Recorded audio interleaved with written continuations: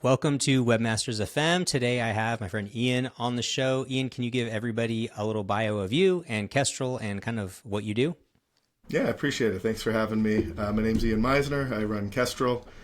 We do Woo extensions. So we sell about 50 WooCommerce extensions, doing a ton of different stuff like memberships, checkout improvements, upsells, add-ons, all the things. Primarily sold through the Woo marketplace, but also CheckoutWC.com and some of our sites. And we've been in the space a while. I started out with a team at Skyverge about almost 10 years ago now. So we've been working in the Woo space, extending it for a long time. And this is sort of our Skyverge 2.0 is kind of what we're going for here. So in the context of this conversation, one person works at WooCommerce and the other person knows way more about WooCommerce is kind of how we should frame it. Because I think you know more than me for sure. It depends on what you mean when you say WooCommerce. I know enough about the company, a lot about the product or the platform, but I think that, different experience, different knowledge, right? It's all good. Yeah. One of the reasons to have a podcast is usually to invite people that you wouldn't normally get to talk to and get to introduce yourselves to people. So that's why I started this. I was like, I'm going to have a reason to ask, specific people to talk to me for 30 minutes. But in this case, it's kind of the opposite where I feel like it's pretty easy to get you to talk to me. And I kind of already know the things we could be talking about in terms of, like you said, the platform, the company, all that sort of stuff. But I want to go different than our normal conversations, partially because we're being recorded, and just I want to talk about checkout generally, because it's interesting to me that you have a checkout product. WooCommerce has a default checkout. Checkout feels like a very important part in the e-commerce world and stuff. And so I guess kind of to kick it off, what is CheckoutWC and why did you hate WooCommerce checkout so much you had to compete with it with a product? Yeah, that's a great question. And I do have to give a bit of background to explain it, I think, a little bit. So the original founder of CheckoutWC is Cliff Griffin. We acquired it from him about a year and a half ago now. His reason for starting it's a little bit simpler than why we wanted it. So I kind of have two answers for you. The real reason he started it is back in the day he was an agency. He built a ton of stores on WooCommerce and started finding that there's this list of optimizations you do every single time as a dev or an agency. And it's nothing that, back when he started, the Woo checkout was the legacy checkout, we call it now, was still a perfectly acceptable. It was good. There was nothing wrong with it and everyone liked it still. But there was a lot you could do to boost, conversion rates and just really, make it feel like a high trust environment, basically, right? And so the original thing he built was a tool for himself and his team to just, build stores faster, basically. Okay. Now, the interest that we had in it really came to, you zoom forward and, the big, block checkout change and, everything in WordPress is blocks and it's, JavaScript and it's different and all that stuff. Ultimately, Woo's in this place where there is two checkouts. You got the legacy one, which, again, looked great in 2012, 2015, and now it's a little bit dated. And then you have the new one that is great and wonderful and does convert a lot better than the old one. But there is some restrictions and difficulties there. And so CheckoutWC, as Cliff built it, is a React-based checkout, but also It follows all the, standard extensibility practices that you would find. Actually, we have a visual hooks guide on our website. If you go to it, you could probably change more on ours than on the Woo checkout, actually. The old one, even. Okay. So then what, I mean, there's a bunch of different ways we could go. There's the extensibility thing, which I think we should talk about. But I think first, just setting the stage, when you say we want to change a checkout for whatever higher conversion rate, or maybe just some customization and stuff like that, what are the top, handful of features that most people are coming to CheckoutWC to do that they can't do in a standard checkout? And also compare that to the Shopify checkout, which you kind of can't touch at all, but seems to do very well for a lot of people. So what are you offering that's not there? So I will say probably greater than 90% of what we do, you could just go do, either with extensions or custom code. It's the magic of CheckoutWC is often that, you pay one price, the job's done for you. And most of our users most of the sites on our platform are brought by agencies, and they're really doing it to shave, time to deploy more than anything. Now, as far as what it actually does, though, Well, first of all, one of our top search terms is Shopify style checkout for WooCommerce. So literally it does look more like Shopify. But there is a lot of independent research that goes into it as well, or I mean, independent as in we go to first-party sources that are doing real deep-level research to make sure that the little optimizations we make matter. And then there's really like kind of two parts to what the product really is. The main thing, which is actually, I don't know if I should push this too much, it's in our free plugin on WordPress, is the replacement to checkout. That is, it's fast, it's performant, it boosts conversions between 10 and 30%, depending on which data set you trust. And, it doesn't do a lot more than just look better and feel more safe, or, whatever that like subtle UX changes just make people feel more comfortable with checkout and you convert slightly better. And that's sort of the core value proposition. But then you have all the other stuff, the things that people actually search for, and, that's how they find us and that's why they upgrade. Some of it's very simple, of like, address validation. And I know you guys added address autocomplete in a recent version. We've had that for a while, but then you have like trust badges, just being able to put Visa, MasterCard, or some awards you won, and reviews, testimonials from users kind of near the place order button. Then little UX tweaks as well, though, of like being able to, in the checkout page, tweak quantities or whatever, like very just minor things that we actually don't encourage you to activate them all, but a testing framework to make sure that for your store it's the best choice. Then there's a few that are a little bit more blunt, is like, let's just get more stuff sold, or more, order bumps is a big feature that people come to us for, and, one-click offers. And we have a very complex rule system that you can build, like, you show an offer to someone because they've bought from you 5 times, and it's a special offer that you wouldn't show everyone else. It's really easy to set up those very complex rule sets to boost the order value. But then there's also just, like, again, the timed to set up portion of things, where we include like order delivery features, where, again, a very common thing for us is actually with like restaurants and stuff, you have sort of a capacity of what you can have available for certain windows of time, and we include all the logic to put all that on checkout really easily as well. And so basically you can replace like 10, 15 plugins with ours, and the idea is we should have everything you really need. And if we don't, please tell us, we will add it in most cases. Did I get to the question? I actually kind of... Yeah. I think, well, I mean, you kind of covered a lot of the features. Like, that's helpful, like the trust badges. And it's like you said, like, I can imagine I could probably do most of this in the block checkout. I kind of forget how much you can mess with the inner blocks. And I think the other thing, too, is like a lot of the WooCommerce stuff, like, it's a lot easier for developers to do. There's not a lot of like UI for a lot of these things, like additional fields and adding some like, trust badges or pricing things or whatever. Like, a lot of that stuff is maybe possible, but it's stuff. But I'm guessing even though you're selling to agencies, like, there's a UI for all of this stuff. It's not typical that they're going to need to dig into code. Yeah, so we kind of see our customers as like a 2-tiered setup, right? So the agencies, who we try our best to cater to as often as possible, they're actually buying our product because it is time to set up. So a good dev can do everything we do, and in many cases, they are, an agency already has like a GitHub repo for a custom thank you page template, and they pull it in, and like they can do all that. But the feedback we get from that audience is that being able to offload the responsibility of making sure this all stays up to date is meaningful. We're no more expensive than any other extension. It's a bunch of stuff, and it's easier. But the thing is, we do have quite a bit of data across thousands of WooCommerce stores.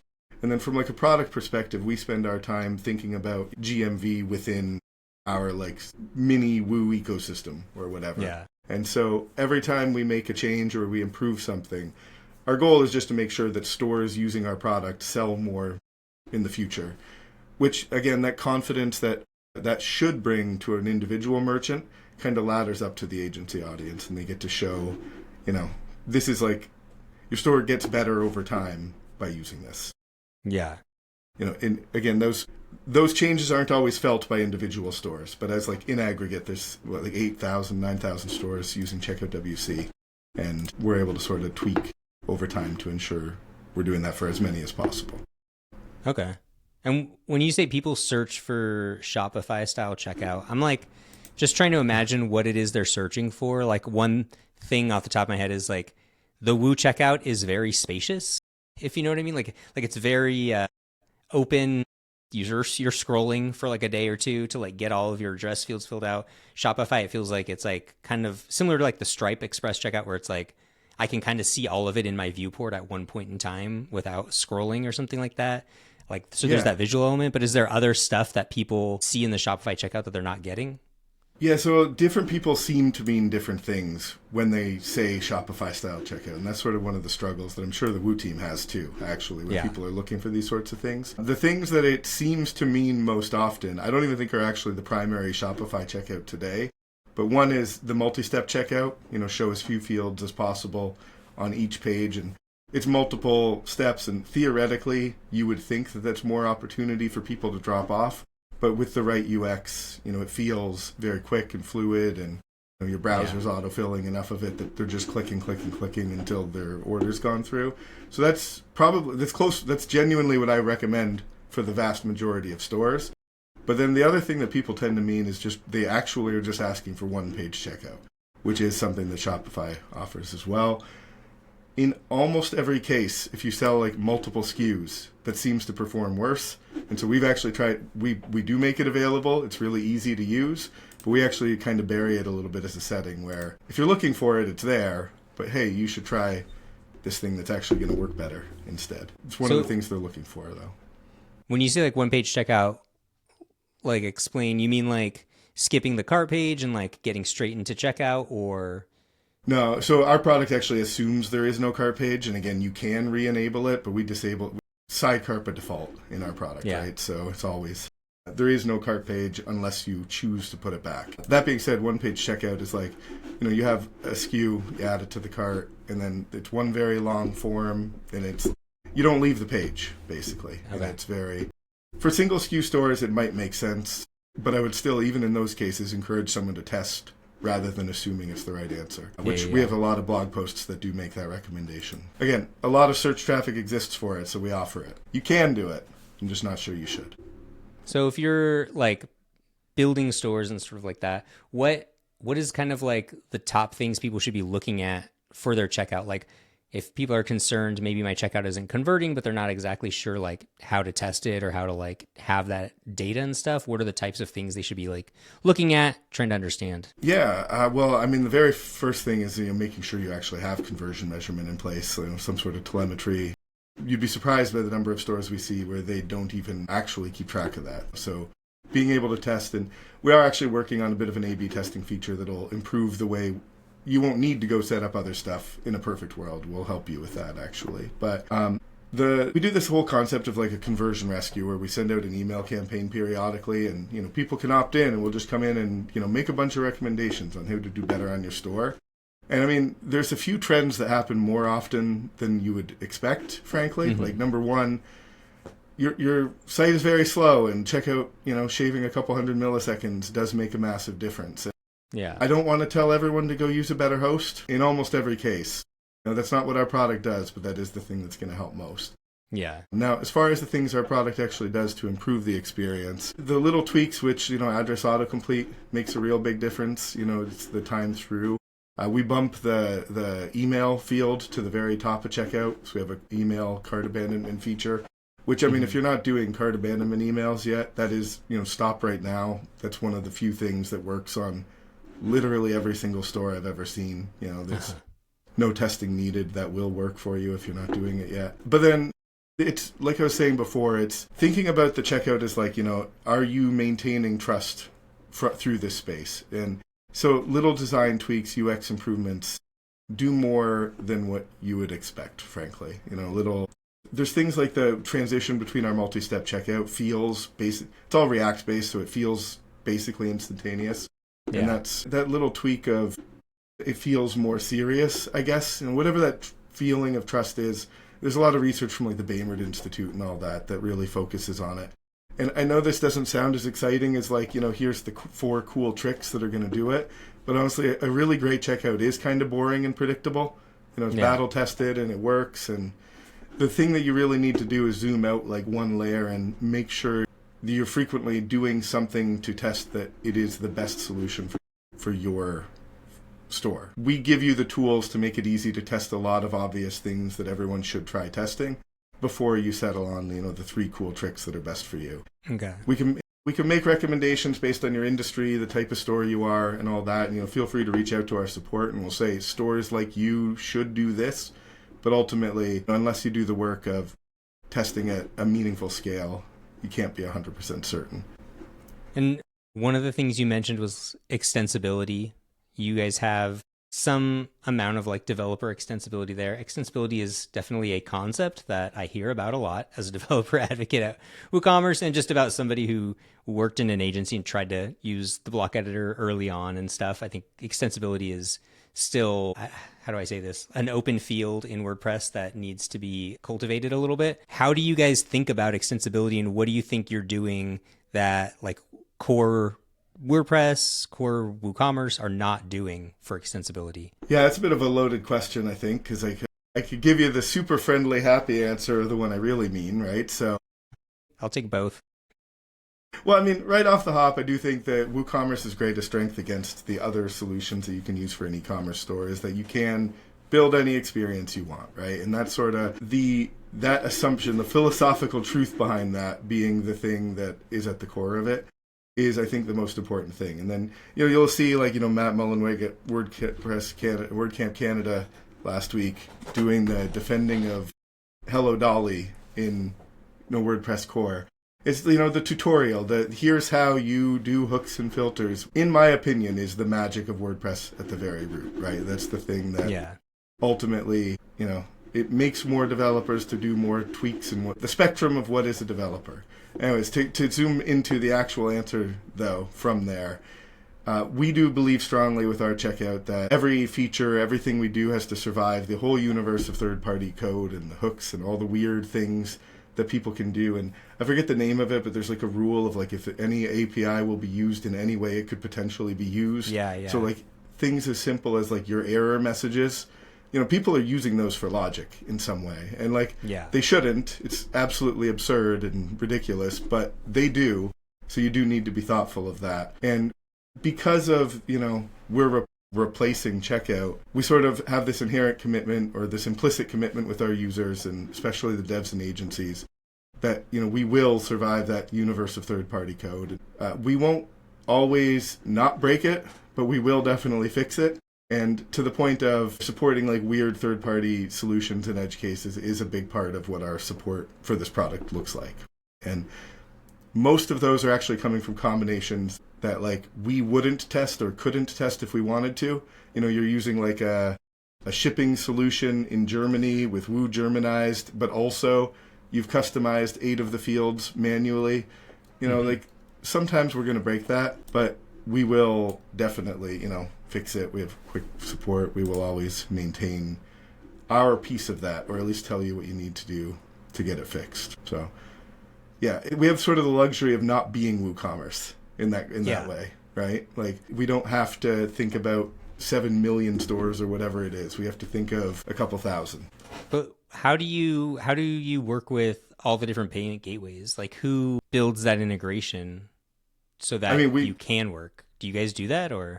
We rely, so 2 things. We rely primarily on just following the patterns that developers should be using, right? So that's the default assumption, which does mean in almost all cases, if a payment gateway works with the typical Woo checkouts, it will also work with ours. We do have, specific compatibility code with, in many cases, Woo payments, but also payment plugins with Stripe and all them. There's specific work we do to make sure it works better, but we're not choosing those, right? We're just, what are the most users using? What can we improve the experience further? And sometimes there is, in support, we will recommend it'll work better with one of these gateways. But, in most cases, that's just because it would be too much work to go tell everyone what they're doing wrong. We do that too, though, actually, which I'm sure you're not surprised by. But we do send them the emails. If you fix this will be better. Yeah, we do that plenty as well. Yeah, that's kind of the platform responsibility. I see that internally at Woo, too. A lot of like, hey, if you just change this line in your extension, we wouldn't be getting all this grief about performance, It's definitely a thing that happens, Yeah, and that's actually one of those things that we are careful not to make too many like broad recommendations for specific solutions within our plugin itself. But when we're doing those like audits, when we're helping a specific store with their permission to make recommendations. I mean, some work better than others, right? That is just, I don't know. That's like the strength and the weakness of WooCommerce being the extensibility is one of the things we all maybe struggle with a little bit. But I mean, there's two ways you can focus on solving that, right? You can encapsulate everything, protect you from everything, really break down you ruin the ability to extend it further if you try to actually solve it at the root of that. Ultimately, just being willing to be opinionated is a better solution. And, sometimes somebody's using a worse solution for a good reason. And, actually the most common case that I see of that is sort of those like gray market stores where, they're using a payment gateway where maybe there's only like 80 people on WooCommerce even using it, so the gateway isn't that great, but also they have to use it for whatever reason, right? And we want to support that too, just maybe not as much intentionality around it, right? Yeah. There's also like a thing happening, I think, since the block editor came out where like there's the term extensibility, and then I think there's a separate word called like customization. And I think what we're seeing is a lot more customization. It's a lot easier to customize your site in the site editor and the block editor. It's a lot easier to customize a lot of these things in a way that like puts the power in the user's hand. I think Gutenberg and everything built on after it is very like user centric, and WooCommerce, that would be like merchant centric. Like it's very typical of that. And then developers are a bit like of a second class just by default. And so the customization has gotten way better. And I find myself doing so much less coding on WordPress sites than I used to in the past. Like it's so much easier to just be like, oh, okay, I can just do this thing now that I would have had to have written physical code for. But the like sacrifice of that is that extensibility.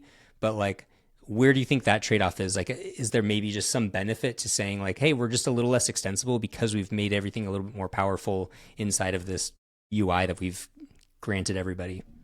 Yeah, no, and I totally get it. And I will say, like, even pointing back to Cliff's motivation for starting CheckoutWC in the first place, right? Like, the idea that as an agency, even as somebody capable of writing all the code to make it perfect and custom every time, if there's a tool you can use to just skip that part, you'd rather do that, right? Like, that's totally understandable, and that's kind of the direction both WordPress and WooCommerce probably should be moving and are moving, right? I don't agree that you have to choose, though. And that's sort of the kind of broad, as the feedback I provided the Woo team in every place that I have the opportunity to do so, which is, yes, you can make it easier to not need a developer. You can continue to do those things. But really, there's no reason that you can't continue to maintain extensibility and interoperability. And you're solving sort of two different problems there of like the user experience of making things as easy as possible for a non-technical user, which is like all of us should be doing. Every single person building any part of any product for these platforms should be doing. That's hard to argue. But ultimately, the thing that I see, I mean, Woo especially, but I think this is not explicitly just Woo, is that sort of like trend towards, explicit APIs rather than, extend anything anywhere. I think that's sort of solving a different problem, and that's sort of the perception of stability, the perception of security of the platform, and all those things where, again, the greatest weakness of WordPress and WooCommerce is that you can install any code you want, and it's out there, and every solution's been made, and you can dream it, you can do it. That's why it's great, but that is also why people are choosing. You'll see a store with 95 plugins from 75 different developers, and like, yes, something's gonna break. Like, there's no way that that's always stable unless it's static. And so people need to make better choices around that. I think that I do see Woo trending towards trying to solve that at the platform layer rather than sort of at the community layer. And I see that as a potential future problem rather than as part of like a dichotomy there. Yeah. I mean, I think it's definitely a trade-off. I think the other thing, just in WordPress in general, you'll get a lot of people will get upset about a thing, right? Like, let's take like admin notices in the back end of WordPress. Like, everybody hates them. You get all these admin notices. They're upsells and nags and give us a review, and and everybody hates them. Every month somebody goes on Twitter and says like, why don't they just like outlaw these in the plugin directory? As if that is, one, even achievable as like a thing a person could do, and two, would even begin to solve the problem of, what people are actually doing on websites, and how premium extensions and private extensions are a big part of this too and stuff. And it's kind of like, there is sometimes a sense that like WordPress, like that's the one thing about the site editor and everything inside of there is like, it's kind of like, it's all locked down. And if you want extensibility, you need to request it and we'll think about it and we'll add it, because the alternative is admin notices on every page and upsell banners and ads all over your UI and stuff like that. And I don't know if there's like a right answer, but it's definitely a conversation that comes up a lot. Yeah, and I see the benefit to it, and I've seen all the GitHub discussions, and it's like these are things that have been developing over a long period of time. I think that there is room to allow it, but to default to restriction, have sort of like the ability. The current Woo checkout, the default Woo checkout today is a good example of this. Go to like Reddit or all the Slack communities and all that. People asking what all those little locks are as they're trying to tweak their checkout. And it's like, that confusion around that, they can't modify it here. And, there's places they can add things and places they can't. That confusion, it's the user in that moment doesn't understand that they're being protected from bad decisions. And maybe it's okay to warn them rather than prevent them. It's sort of just the pitch that I continue to make. And ultimately, like even in CheckoutWC, we have a lot of settings, a lot of things you can change. But like you got to go to like find the hook or filter and go write code to change a lot of things as well, right? Like we protect you from bad decisions in a different way. And, that being said, if you want to do it, you can still do it. And that's, I think, the big difference there. Now, to your specific example, though, I do want to highlight, I think it's Jonathan Bossinger shared in 2019, the proposal for the WP Notify project that I know everyone's mad that everyone's putting admin notices everywhere all the time. That project's on .org somewhere and had precisely like 0 volunteers. So yeah, I was a contributor to it for a little while, and I won't go into the politics of it, but I think what it tried to do is solve a real problem, which is like you can't tell people not to do a thing until you give them the right way to do the thing. So like first you have to at least have some sort of way to surface notifications. Like it actually is a little wild that WordPress doesn't have a unified system. Like sometimes my emails come from here. Sometimes they come from like WooCommerce. Sometimes it comes from like the WordPress, a new user was registered, and that's just email notifications. That's not even like, updates are available and all these other sorts of things. But you do have to kind of give the right way to do it before you take away any bad ways to do it. Which I completely, exactly. And like, I mean, ultimately, if you did have a right way, a place these belonged, the bad actors would be punished by the market without being limited. Do you know what I mean? Like you don't need to prevent them if somebody's abusing notices in the admin or whatever, when there is a place to put it. I think people would be 10 times more mad than they already are, right? So yeah. It also reminds me of like, you use Twitter a lot. I use Twitter a lot. And I forget the guy's name that's like the product guy at Twitter that's constantly tweeting. Yeah. You know who I'm talking about? He's always like tweeting what he do. Nikita, yeah.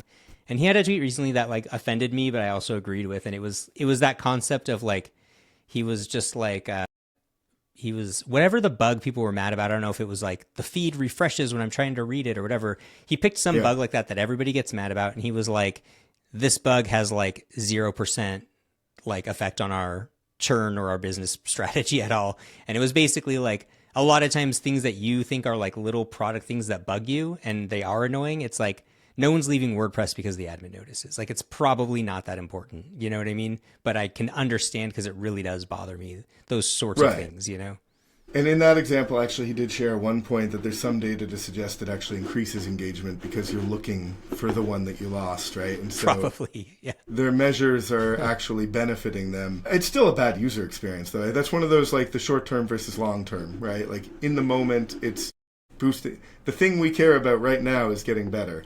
But in, the grand scheme of things, it's a better product to use, to experience. It's the balance of, to compare that again to admin notices. The reason everyone does them is they work. You put a pro upsell in there. I don't think our products have too much of that, but if you do that, you get a fair, like the conversion rate justifies any complaints you get, and that's why everyone's doing it. It's not because they hate you and they want to notify you of nothing, right? So, yeah. I really didn't want to go into the weeds of like WordPress and extensive or like those kind of like more like meta debates about it. So to wrap it up, I'm going to bring us to something a little more practical, which is you reminded me. I don't know why I'd forgotten because it's I'm seeing it constantly at work, which is Black Friday is coming up. We have a ton of stuff internally. They're like publishing things on it and guides and, all this stuff. So it's like very much aware, but you reminded me Black Friday's coming up. So I guess if you had like a concrete thing of like you're managing Woo Store, you're like an agency, you're managing Woo Stores, Black Friday's coming up. How do you think people should prepare so that like their checkout doesn't completely crumble under the pressure, or they don't, miss out on this like, windfall of money they're about to make? Yeah, so we do have a bit of a framework on the way I think about this that, I don't know if I've written up anything on this. I probably stole this from someone, but it's confidence, conversion, continuity. So it's what you should be thinking about leading into Black Friday. So system reliability with confidence, predictable behavior under load. If you are a larger store, talk with your host, try to do some sort of load testing, do the work to see, what you can do there. We do have, within our product, we reduce the number of changes we make to our products leading up to Black Friday, right? So, and I would encourage that as far as confidence is concerned as well. You missed your window for conversion testing for the year. Where you're at today is what you should be doing, and just ramping up, marketing leading into it. That confidence is really just don't break things right now. Make sure that you can handle under load. And for smaller stores, like just at least do a test transaction leading into the Black Friday period. Just know it works. Yeah. As far as the conversion is concerned, this, again, in the spirit of not changing a lot of stuff, this is not the time to worry about, what upsells should I be doing and all that. Like, come up with the offer you're going to make, and there is best practices there as well. I won't go down that separate rabbit hole, but, just make sure that, the time from the product page to checkout to order completed is as smooth and as quick as possible. Again, serve the intent, reduce friction. If you are making any changes here, think about things like prefetching scripts, caching, like the things that are you're not messing with the machine. You're just, speeding it up. Yeah, throw an optimization plugin on there just a week before Black Friday. 5 or 6 of them, make sure you've got all of the pieces. That is a joke. Please don't do that, actually. Yeah. Just in case. And then continuity, which from my perspective, the biggest thing people actually miss from the monetization, the benefit of Black Friday itself, is don't just maximize for like the weekend sales. Think about the ways you're going to retain them as customers beyond the specific event. And so, one of our products, Constellation's a membership solution, can do like an upsell post-purchase to discounts in the future and gives them a reason to come back. Woo is a great gift cards plugin. Instead of making a huge discount, offer a credit for the new year or something as part of your offer. Do the things that bring them back after the holiday period, because everyone's going to make more sales on Black Friday. Very few stores do the work of actually making sure, they're thinking about it in terms of lifetime revenue instead of just, everyone loves the biggest day of the year feeling, but that's actually, you're giving up half the money if that's the way you're thinking about it, basically. Awesome. That's helpful. Can you give us like where to find you, where to find your products, where to find the podcast, the product talk, all that sort of stuff? Yeah, sure. Well, so if you want to reach me directly, I am on, X, Twitter, basically all the time, just Ian Misner there.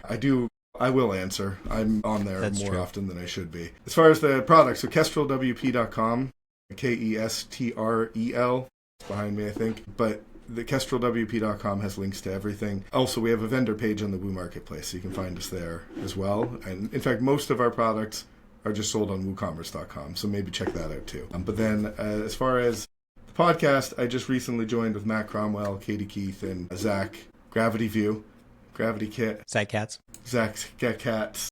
I do know Zach's name. I actually have known Zach longer than the other guys, so here we are. But anyways, so I'm joining up with them as one of the co-hosts, and that's just VP Product Talk on YouTube. And Matt Cromwell will attack me if I don't tell you. You must go there and subscribe to WP Product Talk on YouTube, because we want you to do that. It's very important to him that we say that a lot of times. Awesome. Thank you, Ian. It's good to talk to you. Awesome. Cheers. Webmasters is hosted by me, Brian Cords. If you enjoyed the show, be sure to like and subscribe, leave us a review, or share this episode. For more, visit webmasters.fm. Until next time.